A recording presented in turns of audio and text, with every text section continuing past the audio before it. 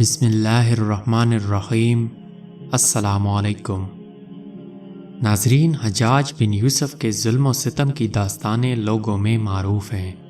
حجاج کے لیے کسی کا سر اتار دینا یا جان لے لینا کوئی مشکل کام نہ تھا۔ وہ جو کہتا تھا اس کو پورا کرتا تھا۔ لیکن آپ کو یہ جان کر حیرانی ہوگی کہ حجاج بن یوسف ہی وہ شخص تھا جس نے قرآن پر اعراب لگائے اور اس کے دور میں مسلمانوں نے کئی فتوحات حاصل کی۔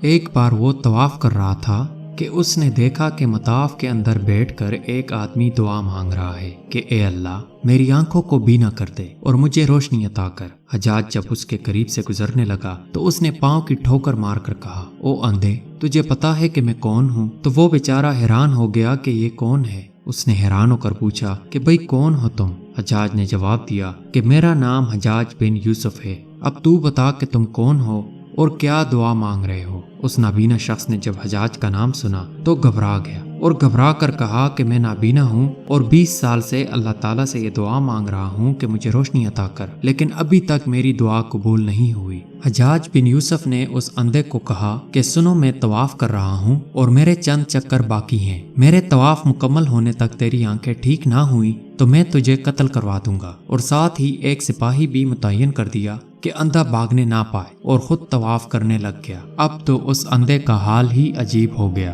پہلے تو صرف بینائی کا سوال مانگتا تھا، لیکن اب تو اس کی زندگی ہی خطرے میں پڑ گئی۔ اس نے اس طرح تڑپ کر اور گڑ گڑا کر دعا مانگی کہ حجاج بن یوسف کے طواف ختم ہونے سے پہلے ہی اللہ تعالیٰ نے اسے بینائی عطا فرما دی۔ حجاج بن یوسف نے اس سے کہا کہ میں نے اپنے بڑوں سے یہ بات سنی ہے کہ جب تک دعا دل سے اور تڑپ کر نہ مانگی جائے قبول نہیں ہوتی، اور جس طرح دعا تم مانگ رہے تھے اسی طرح اگر قیامت تک یہاں بیت اللہ کے سامنے بیٹھ کر وہ دعا پڑھتے رہے تو تمہیں بینائی کبھی نہ ملتی، کیونکہ زبان سے الفاظ نکل رہے تھے لیکن دل حاضر نہیں تھا۔ اور اب جب تمہیں اپنی جان کی فکر ہوئی کہ میری زندگی اور موت کا سوال ہے تو تم نے رو کر، تڑپ کر اور دل سے دعا مانگی جو قبول ہو گئی۔